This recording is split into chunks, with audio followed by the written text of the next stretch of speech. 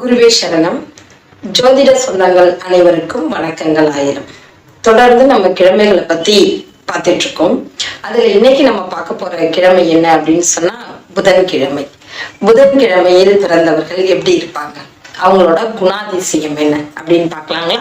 சரி, புதன்கிழமை அப்படின்னு சொல்றப்பயே புத பகவானின் ஆதிக்கம் பெற்றவர்கள் அப்படின்னு சொல்லலாம். புத பகவானா சாட்சாத் பெருமாள், வேற யாரும் கிடையாதுங்க. அப்போ பெருமாளின் ஆசீர்வாதங்களை பெற்றவர்கள் அப்படின்னு கூட நம்ம எடுத்துக்கலாம். நம்ம ஊர்ல எல்லாம் சொல்லுவாங்க, பொண்ணு கிடைச்சாலும் புதன் கிடைக்காது அப்படின்னு சொல்லுவாங்க.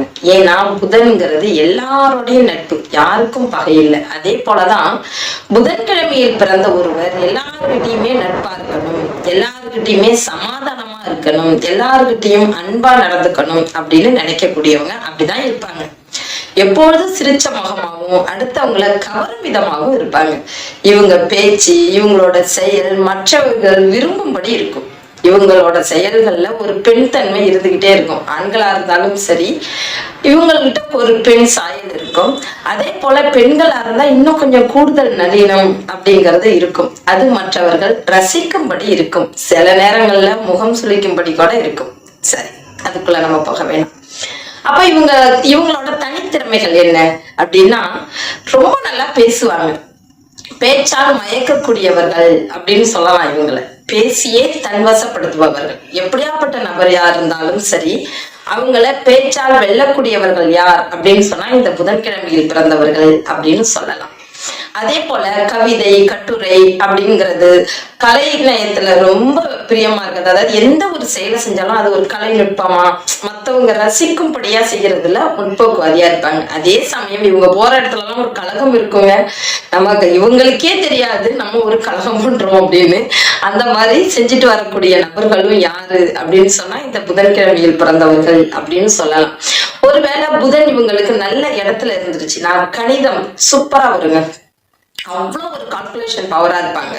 தற்காலிக தனக்காக செய்யக்கூடியவங்க அப்படின்னு சொல்லுவாங்க. என்ன சொல்லுவாங்க அந்த ஊர்ல அப்படின்னா, தன்காரியப்புரி அப்படின்னு சொல்லுவாங்க இல்லைங்களா?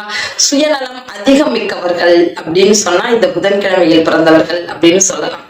நிறைய பாருங்க, பயங்கர சிக்கனமா இருப்பாங்க. ஆனா பேசுறது நான் ரொம்ப செலவு பண்ணுவேன் அப்படின்னு பேசக்கூடிய நபர்களா இருப்பாங்க. நிறைய புத்தகங்கள் சேர்த்து வைப்பாங்க. புத்தக அலமாரிகள் இருக்கும். புத்தகங்களை விரும்பி படிப்பாங்க. அதிக நேரம் எதுக்கு கொடுப்பாங்க அப்படின்னு சொன்னா படிப்பதற்கு அப்படின்னு கொடுப்பாங்க. எந்த ஒரு விஷயத்தையும் தெரியல அப்படின்னு சொல்லிட்டு இவங்க ஒத்துக்கவே மாட்டாங்க. இதுதானா, இது எனக்கு தெரியும், இதுக்கு அப்புறம் கொஞ்சோண்டு ஒரு டவுட் அப்படின்னு சொல்றாங்கன்னா, ஆஹா புதன் அங்க வலுத்திருக்காருன்னு நம்மளே தெரிஞ்சுக்கலாம். ஏன்னா படிச்சுதான் அறிவு வரணும் அப்படிங்கிறது இல்லைங்க.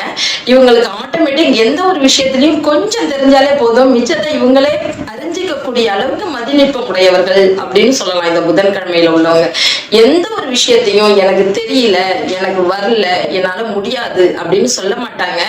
அதே அளவுக்கு கஷ்டப்பட்டு இவங்க செய்ய மாட்டாங்க. அடுத்தவங்களை பேசியே அந்த வேலையை வாங்கிடுவாங்க. இது எனக்கு தெரியும், இருந்தாலும் நீ செய் அப்படின்னு அப்படியே உடம்பு வலிக்காம வேலை வாங்குறது யார் அப்படின்னா இந்த புதன்கிழமையில் பிறந்தவர்கள் அப்படின்னு கூட நம்ம சொல்லலாம்.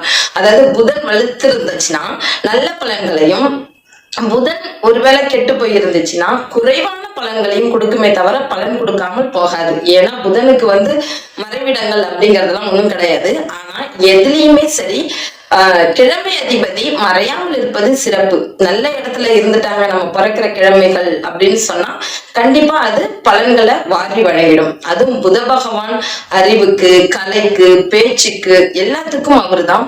அதே போல புதன்கிழமையில பிறந்தவங்களுக்கு இந்த ஸ்கின் ப்ராப்ளம் அப்படிங்கிறது அடிக்கடி வரக்கூடிய ஒண்ணா இருக்கும். ஒருவேளை புதன் கெட்டு போயிருந்துச்சுன்னா அதிகமா இருக்கும், இல்லைன்னா சாதாரணமாக இருந்துட்டு போகும்.